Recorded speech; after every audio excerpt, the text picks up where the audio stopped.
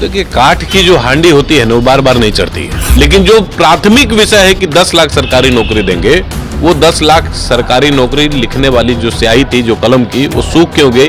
यही बिहार की जनता तेजस्वी यादव से पूछना चाहती है। जब से EWS का 10% आरक्षण लागू हो गया, समाज में अब कोई भी वर्ग अनारक्षित श्रेणी में नहीं है।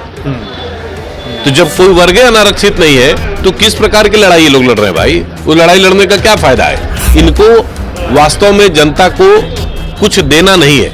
लालू यादव जी को भी 15 साल शासन करने का मौका मिला था ना। वो 15 साल में लालू यादव काहे नहीं 10 लाख सरकारी नौकरी दे दिए थे? भारत की इकोनॉमी लगातार बढ़ रही है, तो लोगों को बिना रोजगार के बढ़ रही है, लोगों को काम नहीं मिल रहा है। माने बेरोजगार लोग बैठ के भारत की इकोनॉमी बढ़ा रहे हैं क्या? ऐसा होता है? ऐसा तो होता नहीं है। लोग काम कर रहे हैं, अपने अपने काम धंधे में लोग लगे हुए हैं, तभी तो इकोनॉमी आगे बढ़ रही है ना। तो यही विषय, ये अनपढ़ लोग जो खुद नौवा नहीं पास कर सका जो व्यक्ति, वो गली गली ज्ञान दे रहा है कि हम सरकारी नौकरी देंगे। तुम पहले नौकरी के लायक हुए हो? चपरासियों का फार्म भरने के लायक? जो व्यक्ति खुद चपरासी का फार्म भरने के लायक नहीं है, वो लोगों को PhD वाले किए हुए लोगों को कह रहा है कि हम तुमको नौकरी दे देंगे। कौन सा नौकरी दे देंगे? यानी ये कांग्रेस को धोखा दे रहे हैं और कांग्रेस इनको धोखा दे रही है, और ये दोनों मिलकर जनता को धोखा देने का प्रयास कर रहे हैं। नमस्कार, स्वागत है आप सभी का द बिहार टॉप में। 1 करोड़ नौकरी तेजस्वी प्रसाद यादव अगर इंडिया गठबंधन की सरकार बनती है तो वो देने जा रहे हैं। 1 करोड़ नौकरी, 500 रुपए में सिलेंडर मिल जाएगा आपको, 200 यूनिट बिजली हर महीने फ्री मिलेगा, बिहार को विशेष राज्य का दर्जा मिलेगा, 1,60,000 करोड़ का पैकेज मिलेगा, स्वामीनाथन आयोग लागू हो जाएगा, 75% आरक्षण भी लागू हो जाएगा।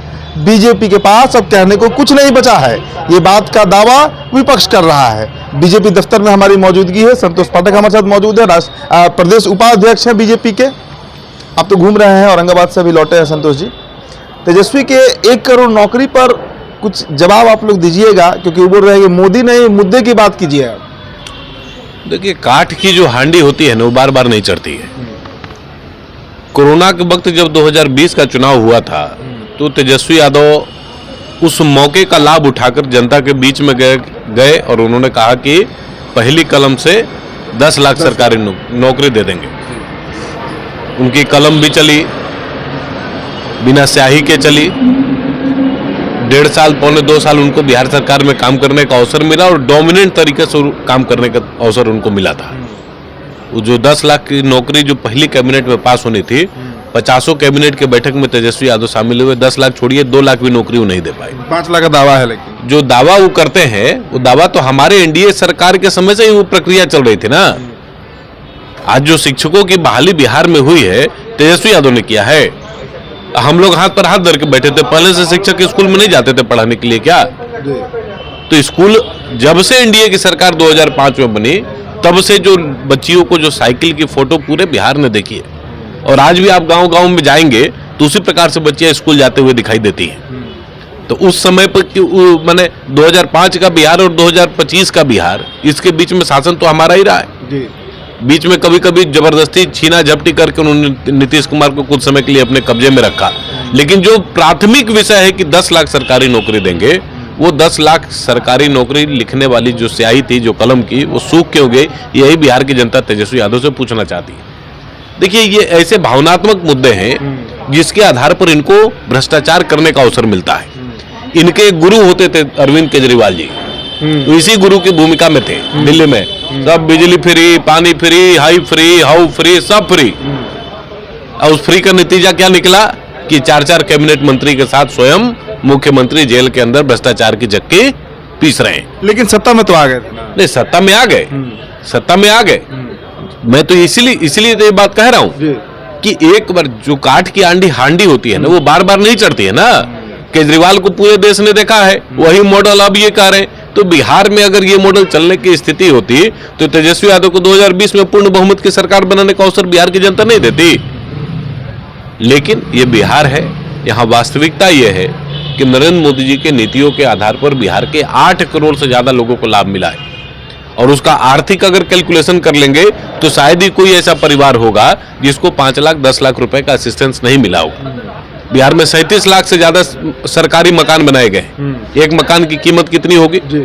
कम से कम जो सरकार जो पैसे दे रही है, लगभग 2.5 लाख रुपए के आसपास सरकार एक मकान बनाने में देती है। आप 37 इंटू 2.5 लाख कर लीजिए, वो पैसा जोड़ लीजिए। 8 करोड़ लोगों को अनाज दे रहे हैं, पिछले 5 वर्षों से लगातार फ्री में अनाज दे रहे हैं। आप जोड़िए उसका कीमत। तो आर्थिक लोगों को सशक्त करना है, हमारा विषय क्या है? हम सशक्तिकरण के, जो समाज के अंतिम पायदान पर जो व्यक्ति बैठा है उसके जीवन में किस प्रकार से सुधार हो सकता है, उसकी विधि हम लोगों ने माननीय दीनदयाल जी से सीखी थी और नरेंद्र मोदी जी के रूप में हम लोग उसको समाज में इम्प्लीमेंट कर रहे हैं। आरक्षण का मुद्दा भी उठाया गया है, 75% कर रहे हैं कि संविधान के शेड्यूल में आरक्षण अब कोई मुद्दा नहीं है। अब मंडल आयोग का जो बचा हुआ क्लॉज है उसको भी लागू मैं कराएंगे। एक बात आपको बता देता हूँ, जब से EWS का 10% का आरक्षण लागू हो गया, समाज में अब कोई भी वर्ग अनारक्षित श्रेणी में नहीं है।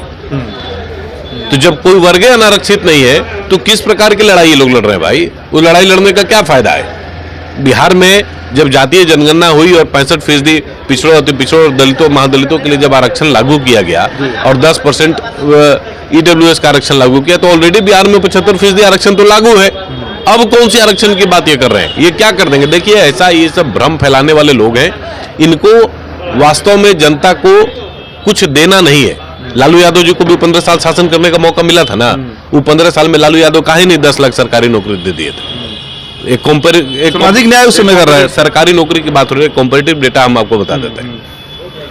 यूपीए की सरकार में 10 वर्षों में 6.25 मतलब 6,25,000 सरकारी नौकरियां मिली थी। 6,25,000 10 साल में। नरेंद्र मोदी जी की सरकार ने 7,65,000 सरकारी नौकरी पिछले 10 वर्षों में दिया है। और इसके अलावा आप देख लीजिए कि अगर सेंसेक्स इतने बूम पर है, भारत की इकोनॉमी लगातार बढ़ रही है, तो लोगों को बिना रोजगार के बढ़ रही है, लोगों को काम नहीं मिल रहा है। माने बेरोजगार लोग बैठ के भारत का इकोनॉमी बढ़ा रहे हैं क्या? ऐसा होता है? ऐसा तो होता नहीं है। लोग काम कर रहे हैं, अपने अपने काम धंधे में लोग लगे हुए हैं, तभी तो इकोनॉमी आगे बढ़ रही है ना।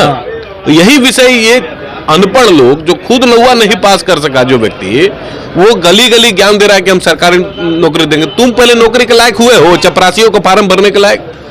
जो व्यक्ति खुद चपरासी का फार्म भरने के लायक नहीं है, उन लोगों को PhD वाले किए हुए लोगों को कह रहा है कि हम तुमको नौकरी दे देंगे। कौन सा नौकरी दे देंगे? शिक्षक बहाली की पूरी प्रक्रिया NDA सरकार से चल रही थी, सब लोग जानता है इस बारे में। जो स्वास्थ्य विभाग में जो नौकरियां हो रही थी, नर्सेस का हो चाहे किसी भी प्रकार का पैरामेडिकल स्टाफ्स की बहाली हो, ये कौन करा रहा था? नरेंद्र मोदी जी की सरकार अगर हर हॉस्पिटल को पैसा आवंटित नहीं करती तो आज बिहार का एक भी PHC सरकारी अस्पताल जितने हैं वो किसी का इलाज कराने के लायक रह जाता क्या? आज जो PMCH इतना बड़ा अस्पताल बन रहा है, किसके पैसे से बन रहा है? तेजस्वी यादव के पैसे से बन रहा है या बिहार सरकार के पैसे? सब पैसा केंद्र सरकार के, जिसको नरेंद्र मोदी जी ने दिया है। तो ये लोग लगातार झूठ बोलने के आदी हो चुके हैं और इसी प्रकार के सिगुफे को छोड़ के ये लोग समाज में अपना कद बनाना चाहते हैं, लेकिन समाज इनको देख रहा है, कोई असर नहीं। सब बकवास बात है, बकवास बात है, इसका कोई मतलब नहीं है। इस प्रकार का और 22-23 सीट पर चुनाव लड़ने वाली पार्टी राष्ट्रीय स्तर का एजेंडा सेट कर रही है, इसका कोई मतलब है क्या? कांग्रेस का मैनिफेस्टो जारी हो चुका है ना, कांग्रेस ने तो अपना मैनिफेस्टो जारी कर चुका है। जो ऐसी पार्टी जो पूरे देश भर में चुनाव लड़ रही है, कांग्रेस के मैनिफेस्टो में ये विषय क्यों नहीं था? हम ये सवाल पूछना चाहते हैं। अगर कांग्रेस के घोषणा पत्र में ये विषय अगर घोषित हुए होते तो उसमें कुछ तथ्यात्मक विषय होते, हम लोग उसको स्वीकार लेते। यानी ये कांग्रेस को धोखा दे रहे हैं और कांग्रेस इनको धोखा दे रही है और ये दोनों मिलकर जनता को धोखा देने का प्रयास कर रहे हैं। तो राष्ट्रीय स्तर पर कोई सहमति नहीं है कि किस दिशा में देश को लेकर जाना है।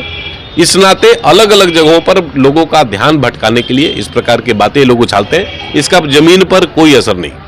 चलिए, तो चुनाव के बाद ही पता चलेगा तेजस्वी यादव के ये वादे कितने असर कर रहे हैं, लेकिन बीजेपी साफ इनकार कर रही है, कह रही है कि चुनावी शगुफा है, समय के साथ खत्म हो जाएगा, वोट तो हमें ही मिलेगा। फिलहाल इस चर्चा में इतना ही, बहुत बहुत शुक्रिया।